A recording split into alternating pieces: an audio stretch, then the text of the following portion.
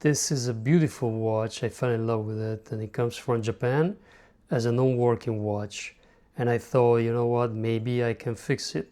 The 7548, which is the movement, is extremely well done. Seiko at the time took the 6309 and adapted to the quartz technology. And parts are literally interchangeable between the two. When the watch arrived initially, I've noticed there was a button inside, and I've noticed that the watch, the second hand, was trying to move. It wasn't ticking, but it was trying to move. I've read on a few forums that when you have a watch that is probably dirty and the lubricant got old and you know, eventually the watch doesn't run anymore, what you can do is to expose the watch to a source of heat, something not aggressive obviously, and the watch could start again. I thought, you know what, let's try.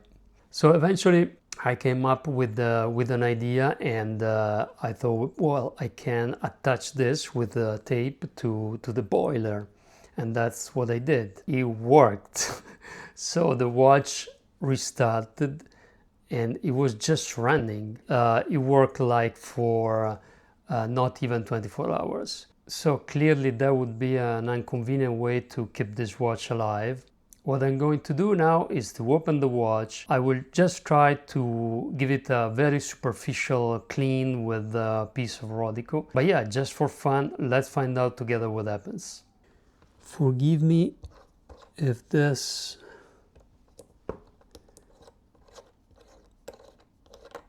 doesn't look great on camera. When you see other people,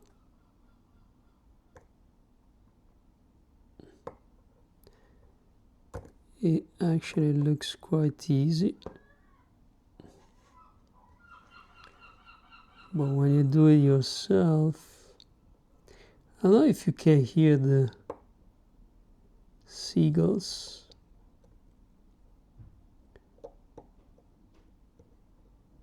Outside my window.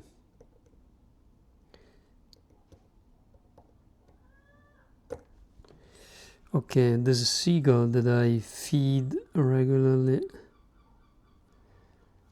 I mean, regularly once a day. But we had an argument, so it's complaining. He's complaining. He's a male. This seagull, the name of this seagull is Vulture.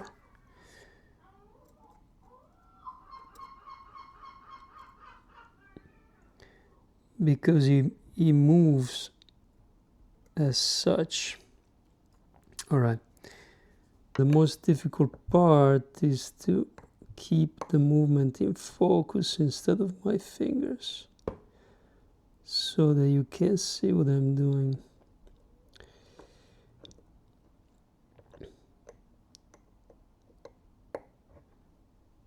All right.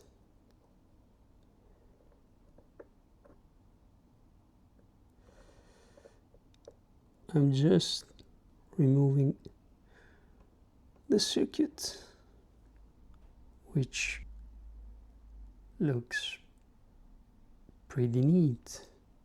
By the way, I didn't show you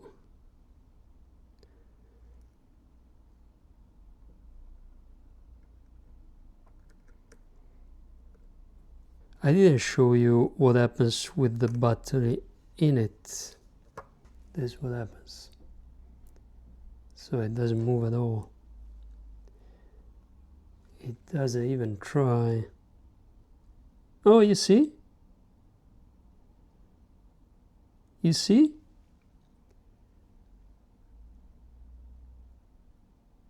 The second hand is trying to move, to tick. Beautiful. Okay, yeah, this is the same condition when it came to me.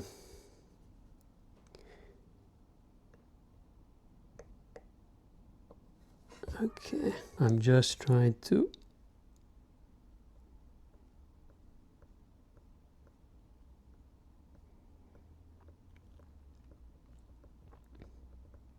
and let's see what happens. Probably nothing, but you never know. I mean, these movements, they just want to run. They are so well made. Okay, so the moment of truth. It shouldn't work, but you never know. Okay, can you see that? It doesn't work.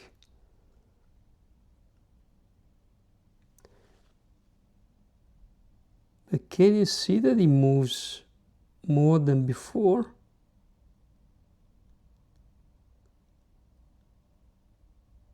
The second hand. So it clearly had an effect. Someone at some point serviced this watch, probably twice, which is never good news.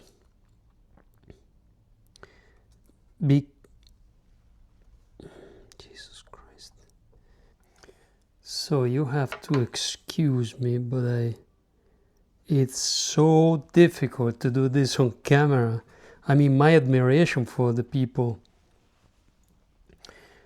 who fix watches on YouTube is just skyrocketed. I don't know how they do that. So for a moment, more than a moment, I thought I lost a screw. I fixed a 7549 beautiful watch that I have, a baby tuna, one of the watches that I use the most. It's so wearable. It's a 47, but it doesn't look big on the wrist for some reason.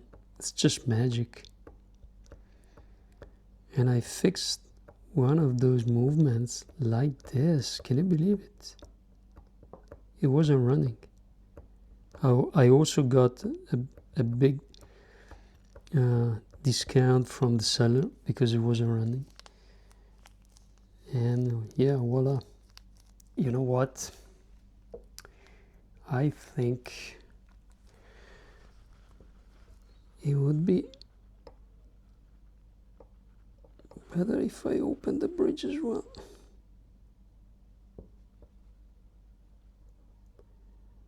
Which is probably not a good idea on camera.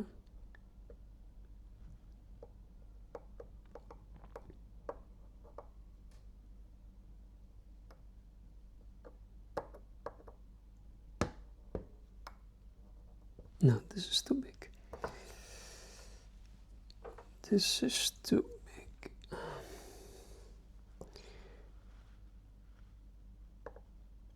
I forget every time that if I keep the finger on top of it,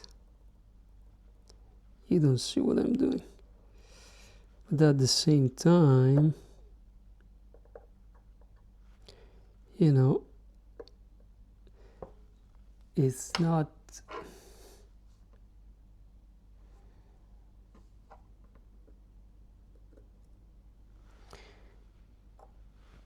impossible for me to make a mistake and destroy the coil, for instance, with a screwdriver.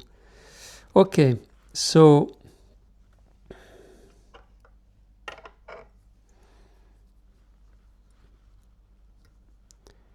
let's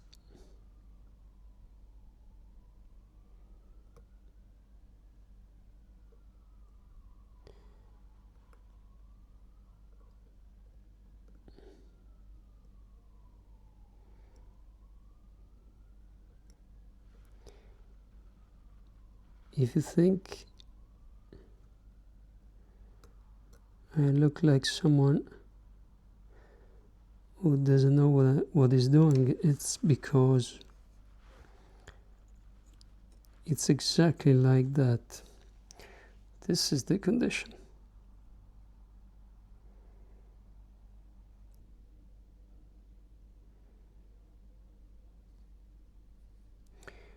I think, you know what? No, nothing. I think it's everything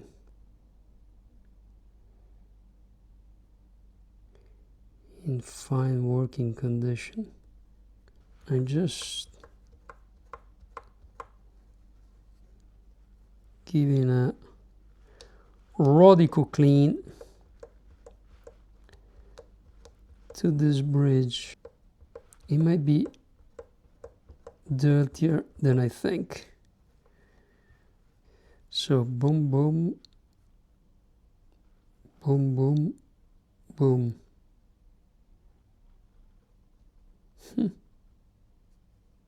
Can I do this?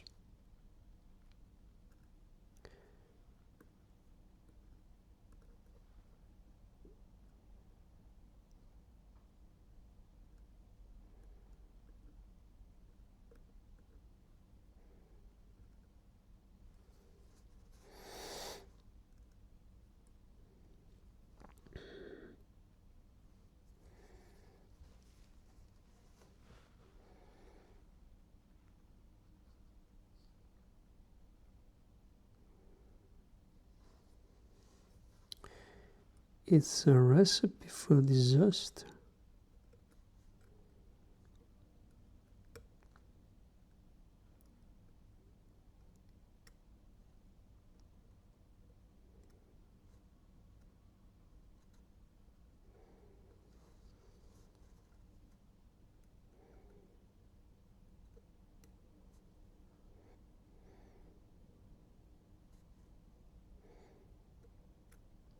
I mean, you must be a little bit insane to do this for the first time on camera. And it wasn't my intention, by the way.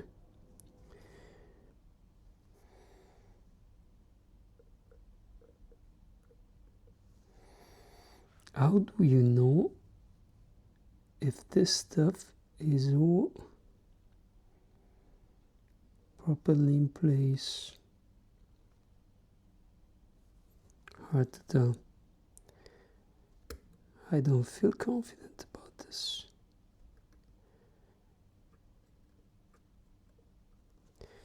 At all.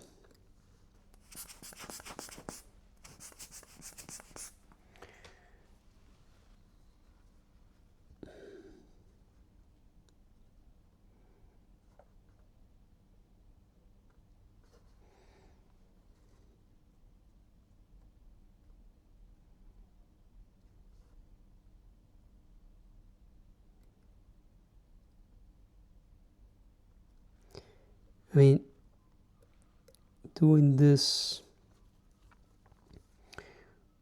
with the movement inside the watch is probably not very smart, right?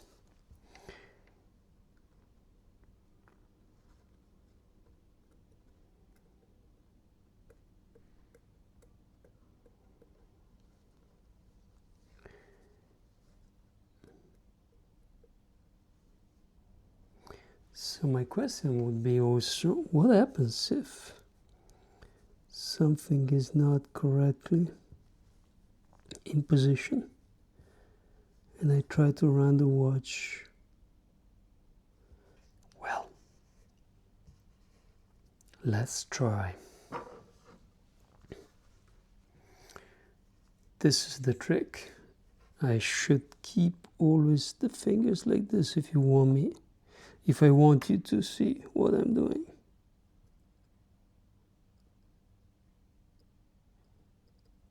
Now I'm a little terrified now, because if I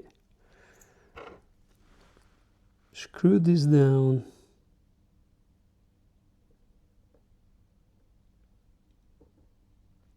but the gears are not in place,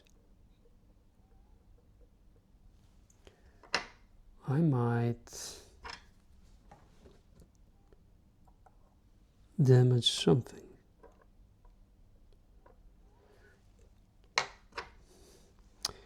For the first time in my life,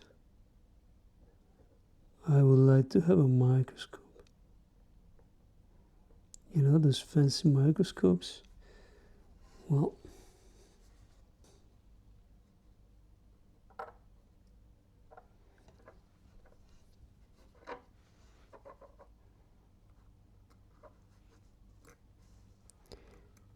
if nothing. It's better if I shut up and see what happens.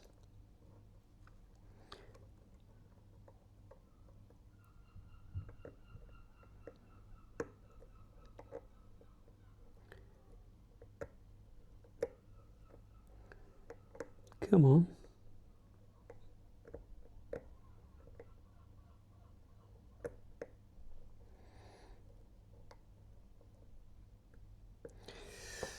Right, let's see the moment of truth. I'm terrified. Boom.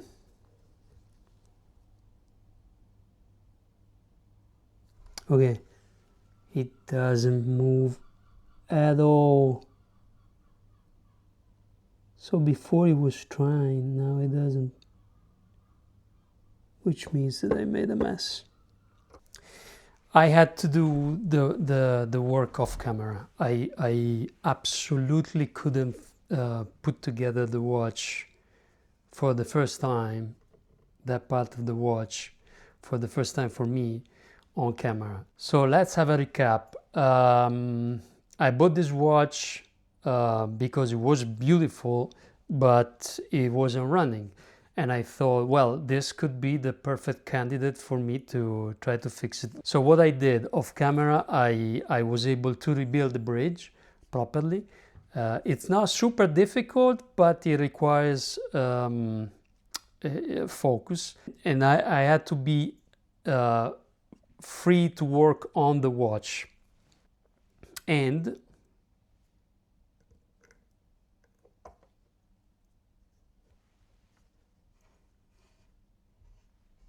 there you go! It works! Unbelievable. Unbelievable. I mean, this watch is 45 years old now. And you have seen the way I fixed it.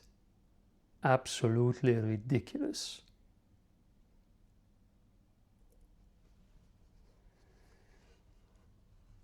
Another thing, pretty important, while I was trying to put the bridge together, back together on camera, I made also another massive mistake, which I realized as soon as I stopped recording, that I didn't remove the coil while doing that. So I was working with the tweezers very close to the coil. That makes no sense because you can remove it at that point super quickly. So that's what I did right away. Okay, now I'm going to show you. Jeez. How to put together the battery holder. Many of these watches, these beautiful movements, sometimes they just don't work anymore because during a battery change, the watchmaker or whoever did the job, they operate on this screw instead of the other one, and they damage the coil, which is next to the screw. Obviously, it's not the greatest design ever, but yeah, that's what happens. If you know that, what you do, it's simply to operate on this screw right here, this one. Another important thing, you see this? There's a washer here. This little thing, ouch. This little thing right here,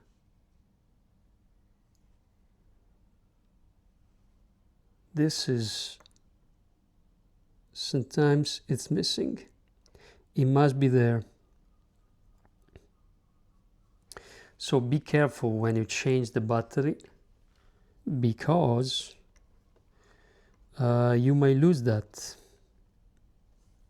Maybe it's there and you are the one who is going to make the mistake. Let's go. All right.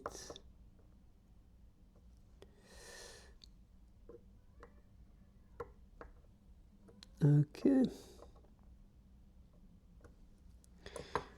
I want to show you this as well. There are two marks on this, 403K and 5.6. I guess these are two different services, but we don't care now because the watch now, let me see, yeah, still ticking. In the future I will talk about the iconic, if not the most iconic watch and dial and case ever made. This design was released for the first time in 1978, and eventually they stopped making this in 1985, and this watch was replaced by the 7C43. A design slightly different. Well, I have one on my wrist actually. Let me see if I can do it. That came after that one. So very similar, but the hands are different and other things as well. Okay, thanks for watching, and I see you in the next one.